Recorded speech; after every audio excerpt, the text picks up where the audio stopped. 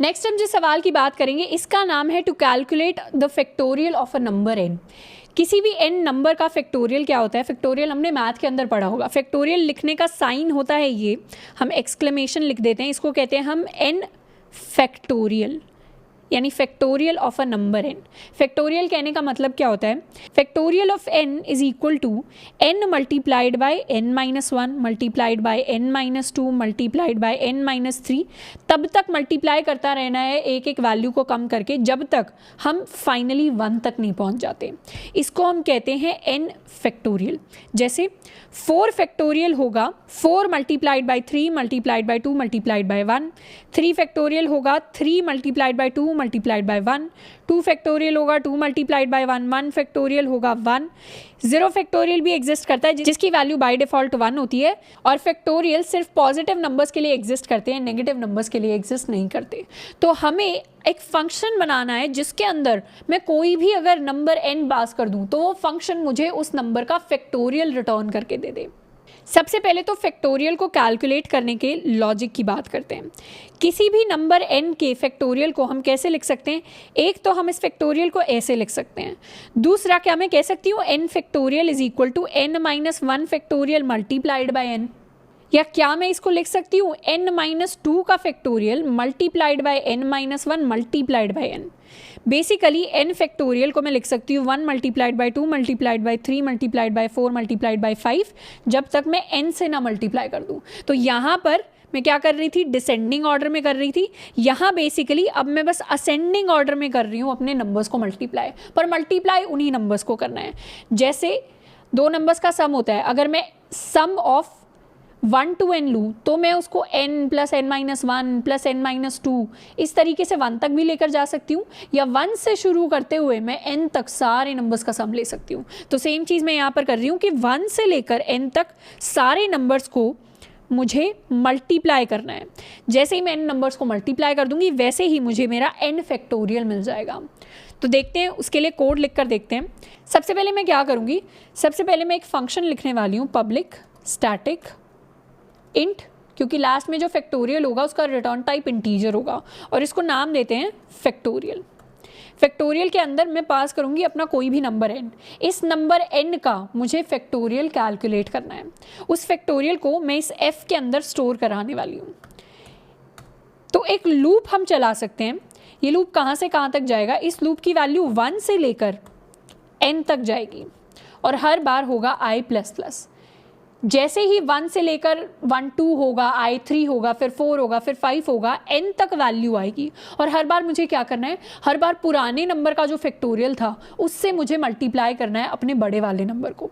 तो इस फैक्टोरियल को मैं इस f के अंदर स्टोर करा सकती हूँ। इस f को मुझे इनिशियलाइज करना पड़ेगा 1 के साथ और हर बार मैं क्या करूँगी, f is equal to f multiplied by i और लास्ट में रिटर्न कर दूँगी इस f को, because this f is my factorial of n।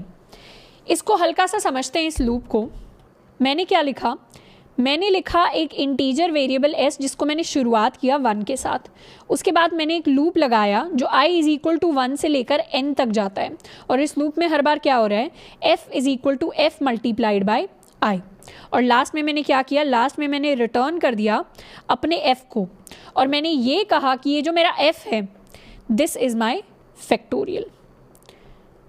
अगर मैं इस कोड को ड्राई रन करूँ for n is equal to 4 तो क्या होगा, मेरा मेमोरी के अंदर एक वेरिएबल बनेगा f जिसकी शुरुआत होगी 1 के साथ।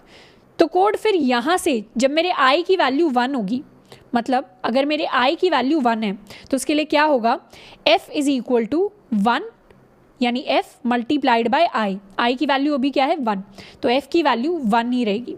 उसके बाद मेरे i की वैल्यू लूप के अंदर बढ़कर हो जाएगी 2। तो i की वैल्यू जैसे ही 2 होगी, f की वैल्यू क्या होगी, पुरानी value of f that is 1 multiplied by value of i यानी 2, यानी f की वैल्यू 1 से बढ़ के हो जाएगी 2। उसके बाद दोबारा मेरा i अपडेट होगा, i अपडेट होकर होगा 3। तो f की वैल्यू कैसे अपडेट होगी, पुरानी f की वैल्यू यानी 2 मल्टीप्लाइड बाय i की वैल्यू यानी 3 विच इज़ इक्वल टू 6। तो f की वैल्यू अब हो जाएगी 6 के बराबर, दोबारा से i अपडेट होगा, i अब हो जाएगा 4 के बराबर, यानी n तक इसको जाना था और ये n तक आ गया। अब लास्ट बारी है मेरे लूप की जिसमें f की वैल्यू हो जाएगी पुरानी value of f which is 6 multiplied by i की value which is 4, this gives me 24। तो लास्ट में मेरे f के अंदर क्या स्टोर होगा, मेरे f के अंदर स्टोर होगा 24 और 24 को मैं रिटर्न कर दूंगी एज माई n फैक्टोरियल या फिर मेरे 4 का फैक्टोरियल। तो मुझे जैसे सम के अंदर मैं क्या करती थी, मुझे शुरू के n नेचुरल नंबर्स का सम लेना होता था, सम की मैं शुरुआत करती थी 0 के साथ और सम को बढ़ाकर मैं हर बार करती थी सम प्लस इक्वल टू i। वही सेम चीज़ मैंने नंबर्स के साथ मतलब मल्टीप्लिकेशन की फॉर्म में की है और मल्टीप्लिकेशन के अंदर इस बार मैंने इनिशियलाइज किया है 1 के साथ, क्योंकि किसी भी नंबर को आप 1 के साथ मल्टीप्लाई करो वो 1 ही रहता है, इसीलिए मल्टीप्लिकेशन में इनिशियलाइजेशन 0 के साथ नहीं होता। इनिशियलाइजेशन जहाँ भी मल्टीप्लाई कर रहे हैं वहाँ हमें 1 के साथ करना होता है ताकि हम किसी भी वैल्यू को लूज़ ना करें। तो मैंने इस फैक्टोरियल का इनिशियलाइजेशन 1 के साथ किया, एक लूप चलाया 1 से लेकर n तक जिसके अंदर हर बार कैलकुलेट किया factorial of the next number. अब ये जो कोड मैंने लिखा था इसको एक बार रन भी करके देख लेते हैं। मेन फंक्शन से कॉल लगाते हैं फैक्टोरियल और इसके अंदर पास करेंगे 4। अब मैं क्या करूंगी, डायरेक्टली प्रिंट करवा लूंगी, यानी system.out.println के अंदर ही मैं इस फंक्शन कॉल को लिखने वाली हूं और ये मुझे कोई एरर नहीं देगा क्योंकि क्या होगा, ये फंक्शन कॉल होगा और यहाँ से रिटर्न होकर कोई वैल्यू आ जाएगी और वो डायरेक्टली वैल्यू system.out.println के अंदर चली जाएगी और वो प्रिंट हो जाएगी। इसको करते हैं रन। तो फैक्टोरियल ऑफ 4 मेरे लिए प्रिंट होकर आ गया है 24।